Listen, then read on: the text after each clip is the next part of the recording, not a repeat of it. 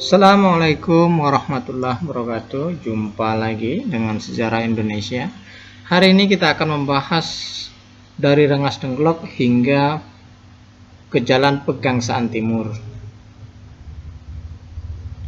Materi-materi pembahasan, ya, Jepang kalah perang dengan sekutu, perbedaan pendapat antara golongan tua dan golongan muda, perumusan teks proklamasi hingga pagi, pembacaan proklamasi, kebahagiaan rakyat atas kemerdekaan Indonesia. Ini antusias di berbagai daerah. Jepang kalah dengan sekutu.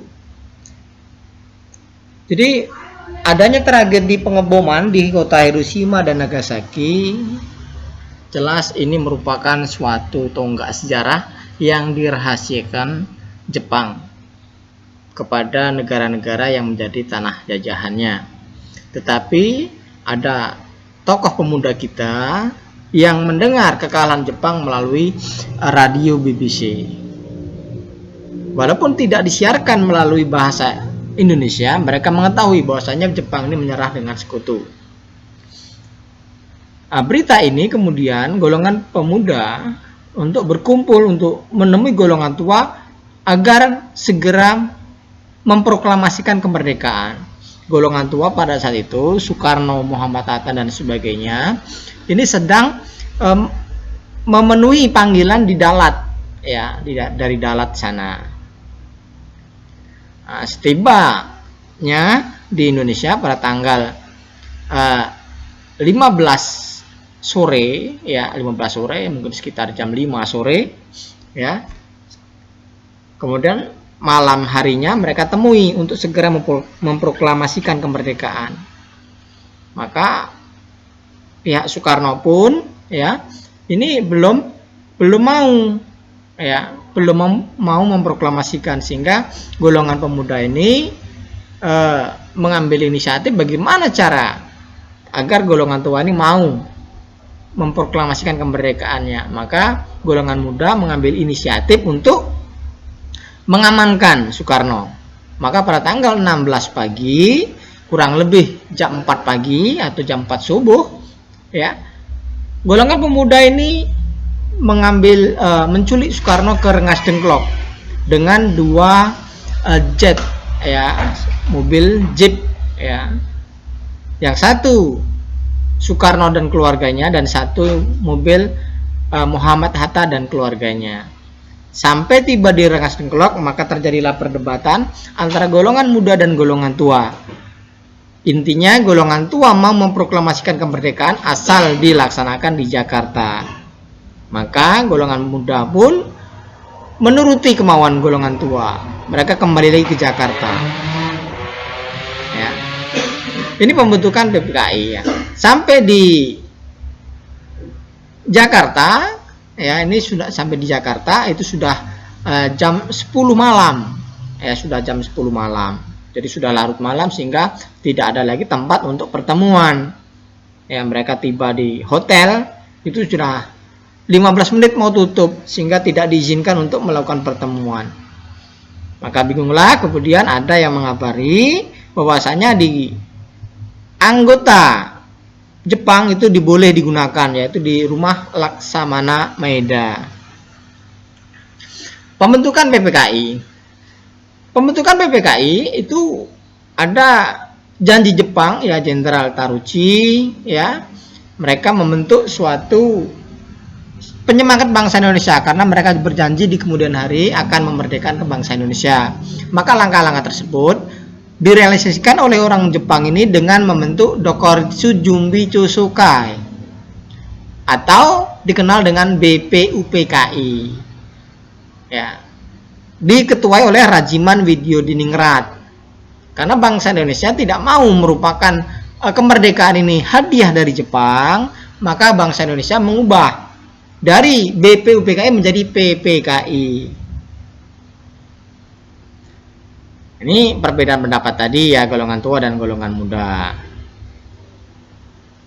Jadi menginginkan Soekarno ini, ya, nunggu pemerintah dari Jepang, sedangkan golongan muda mengambil alih. Karena kita ada vacuum of power, ya Jepang kalah dengan sekutu, sebelum sekutu itu datang kita harus memerdekakan segera. Itu menurut golongan muda. Ini yang saya utarakan tadi, ya, penculikan yang dilakukan oleh Ahmad Subarjo dan kawan-kawan. Nah, ini perumusan teks proklamasi yang saya jelaskan tadi di rumah Laksamana Maeda. Nah, tadi sampai di rumah Laksamana Maeda, mereka berbagi 3 golongan tua dan 3 golongan muda. Sebagai wakil, mereka duduk satu, artinya berhadapan satu meja. Ya.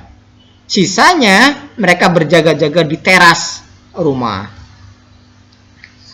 Nah, pada saat selesai, maka Soekarno pun memberikan pendapatnya kepada seluruh hadirin yang ada di sini, harus tanda tangan. Maka atas nasihat dari golongan muda tidak perlu semua tanda tangan. Cukup atas nama bangsa Indonesia saya menjamin keselamatan dari golongan tua. Maka disepakati atas nama bangsa Indonesia Soekarno-Hatta yang cukup tanda tangan. Ini hasil perumusan teks proklamasi yang asli. Dan setelah disepakati, maka rumusan teks proklamasi ini kemudian diberikan kepada Adam Malik untuk dilakukan pengetikan. Inilah hasilnya pengetikannya.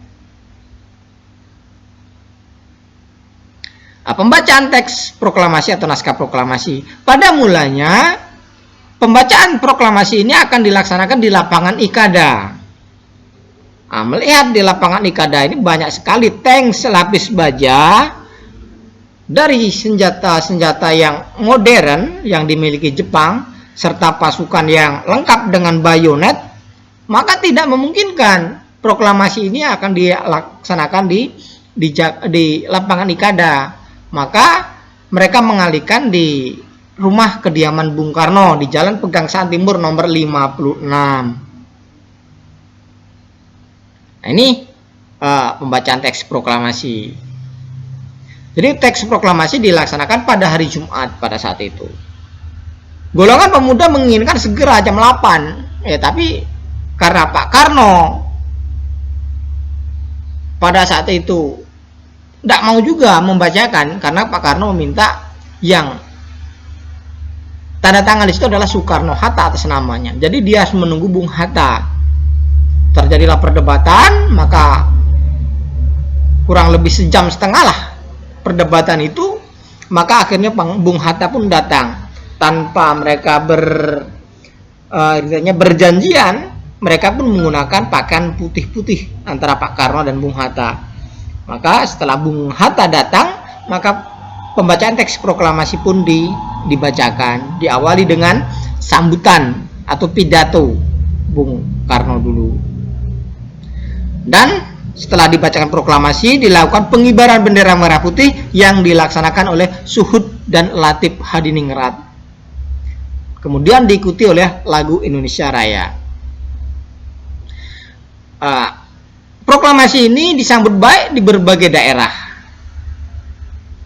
Mereka mengibarkan bendera merah putih dan melucuti tentara Jepang. Tentara Jepang ini ada yang memang mau senjatanya dilucuti, artinya diserahkan kepada pribumi, ada juga yang mereka mempertahankan karena mereka takut juga gitu kan. Jadi mereka berani mengibarkan bendera merah putih, menggantikan bendera-bendera yang orang-orang Belanda, orang-orang Jepang, ya, menggantikan. Termasuk ada insiden di Hotel Yamato pada saat itu. Nah, mungkin hanya ini dapat kami sampaikan. Sampai bertemu pada materi berikutnya. Wassalamualaikum warahmatullahi wabarakatuh. Nah, ini tugas, silakan dijawab di Google Classroom. Ya, pertanyaannya, tuliskan anggota-anggota BPUPKI dan tuliskan anggota-anggota, ini pengurus ya, dari PPKI. Jadi ada BPUPKI dan PPKI.